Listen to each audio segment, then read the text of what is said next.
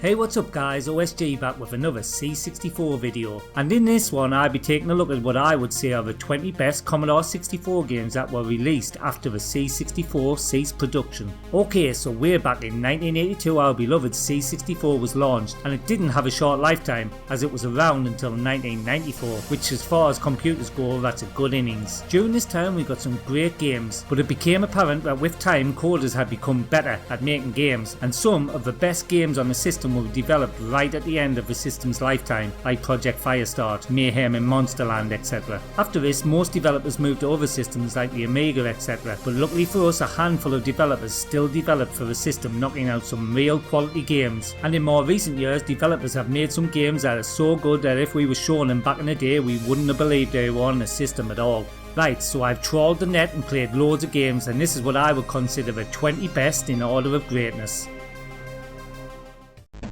Kicking us off in 20th place we have Soulless. Released in 2012 by Cytronic Software, Soulless is a great looking adventure platform game. The music, while being brilliant, gets a bit repetitive and could have done with an extended soundtrack to finish the game off. Also, it's not that hard, so while it's still a big game, for a more experienced gamer this will be a bit too easy, but still very enjoyable to play.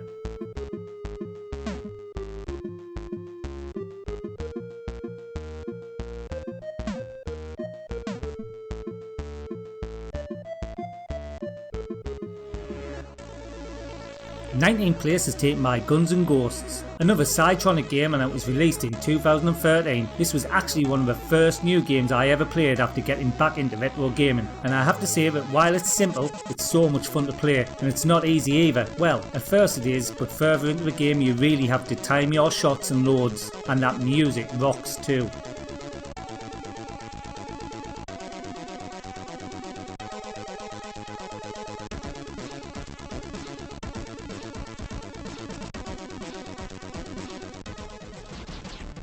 Outrage is in 18th position, so this is a game that I got before release and did a full playthrough. Bernd Buschegger actually started coding this game way back in 1990, and I'm sure that we can all tell that it's a Hawkeye clone. Well, I say that, but actually I think gameplay wise this is better than Hawkeye. The music is class too, and although it took 30 years to be released, it's worth the wait.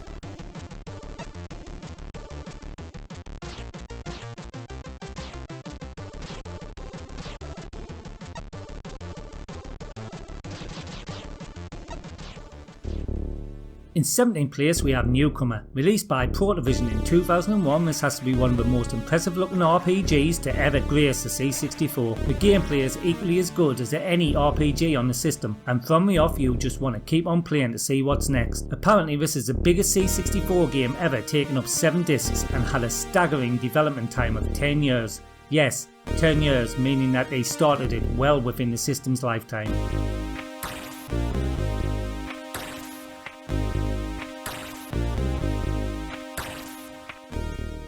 16th place is taken by Boom. This is the earliest released game on the list, being released in 1996, some 2 years after the C64 was discontinued, and it's a Doom clone. Well, sort of. We got a few attempts at Doom games on the C64, but most fell short of delivering a smooth Doom feel. And while this doesn't scroll, which is slow scrolling was a major issue on most Doom type games on the C64, it does have the Doom feel to it, or rather more like the tunnel section from Platoon, which is one of my favourite games ever.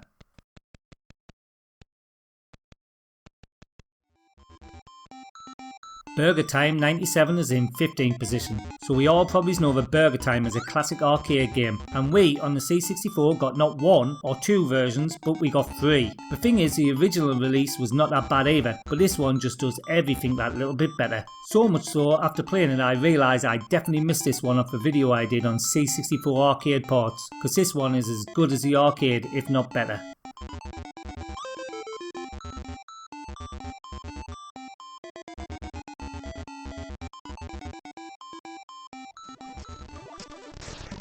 In 14th place we have It's Magic 2. This is actually the follow-up to It's Magic, which was also released after the C64, but unlike the first game, this one delivers big time. It's very Mayhem and Monsterland like, so if you like that style of platform game then this one will definitely be for you. Unfortunately it's not as good as it looks though, and it never quite outdid Mayhem, but it's still a great game for the C64.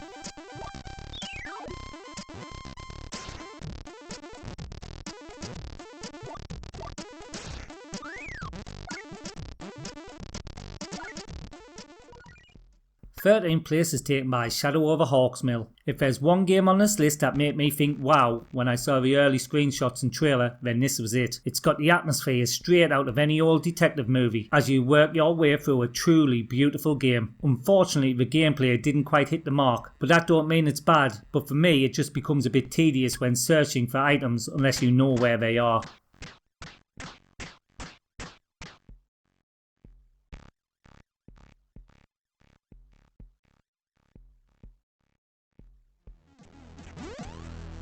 Soul Force is in 12th place. Now anyone who knows me knows I love a good shoot 'em up, and in Soul Force we got an absolute cracker. This is definitely up there in the top 5 shoot 'em ups on the system, which is high praise when you think it will be joining the likes of Armalite, R-Type and Catechus. Some of the multi-parallax scrolling in this game is mind blowing, and the music is perfect for a shooter too.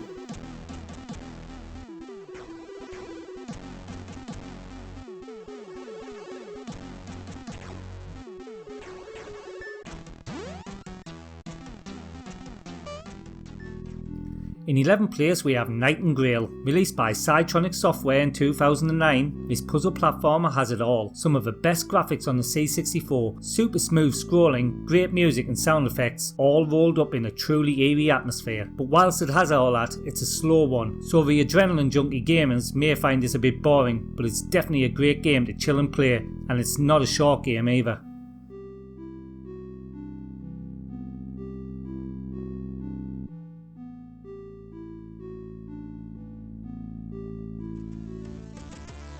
Tenth place is taken by Metal Warrior 4 Agents of Metal. So as you can tell by the name, this is the 4th in the Metal Warrior series, all of which were released after the discontinuation of the C64. They were all good, but progressively got better, and in Agents of Metal we got the definitive game of the series. As you can see, it's very Project Firestart like, so people who loved that game, and let's face it, who didn't, will love this. And in fact, if I was you, I would play the entire series from start to finish, as they are all really good.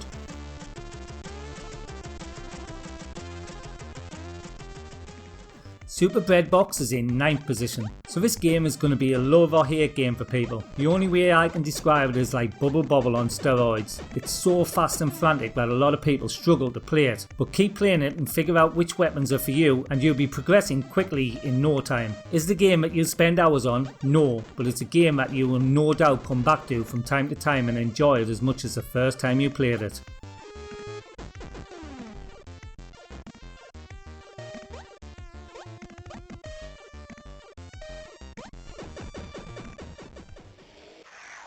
In 8th place we have Puzzle Bobble. So released at the end of last year, I had the honour of playtesting this over the year leading up to its release. It's one of the closest, if not the closest arcade port on the system, so why is it in 8th you may say? Well, this video isn't about arcade ports, even though the top 8 of this list is littered with them. It's about how good the full game is, and the next few are just that little bit more enjoyable.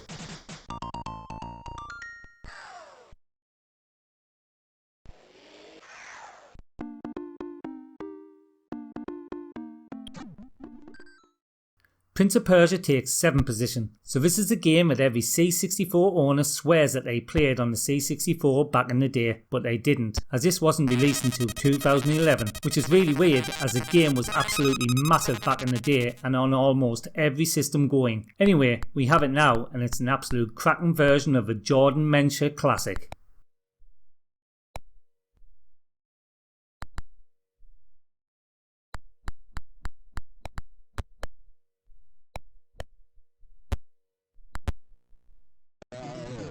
Sixth place is taken by Ghosts and Goblins Arcade. This is the second of 2 remakes on the list from nostalgia for the C64. The thing about the nostalgia remakes is that they took already good games and made them great, bringing them much closer to the arcade games they were ported from. In G&G we got all the arcade levels and 2 extra ones, new enemies and improved gameplay, which makes this one great arcade port.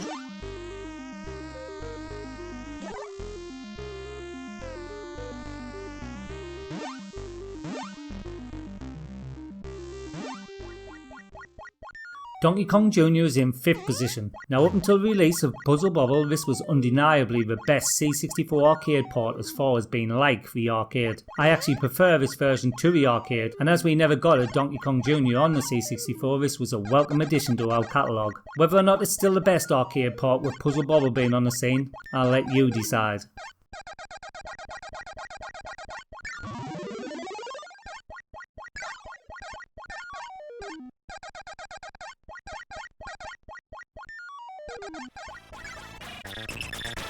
In 4th place we have Commando Arcade. So this was the first arcade overhaul from Nostalgia, released slightly earlier than G&G Arcade, and it took the arcade and C64 classic and made it perfect. The original C64 Commando is renowned for being fast and having that hubbard soundtrack, but it was also renowned for not having all the arcade levels. Well, now it does, and it has the arcade intro and a choice of arcade music too, but really no one will pick that over the hubbard tune.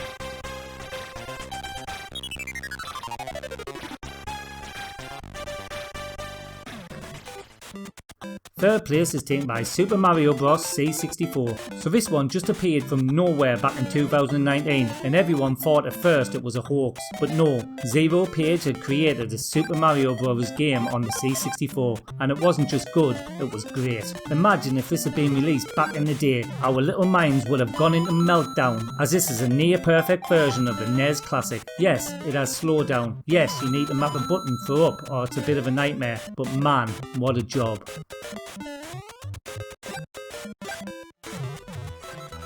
Sonic the Hedgehog is in 2nd position. So like with Super Mario Bros, this one was developed under wraps and dropped on us out of the blue. This was almost certainly down to the fear of getting a cease and desist. Anyway, when this was made available, the scene went crazy for it, and what Mr. Sid did here is nothing short of magnificent. I actually prefer this version to the Master System game it's based off. If you told me back in 1991 that this would be running on a C64, I'd tell you to get the hell out of here.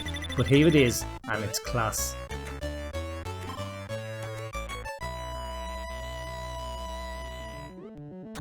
And now, in 1st place is Sam's Journey. So even though I don't put this top of the C64 best games lists, this is probably the best game ever to be released on the C64. But the reason it doesn't get a top place is purely down to nostalgia reasons. This is a true feat of coding on the C64, and we got a game that even young gamers love on a 40-year-old system. It's truly mind-boggling how good this game is, and it's an original game too, which makes it even more special.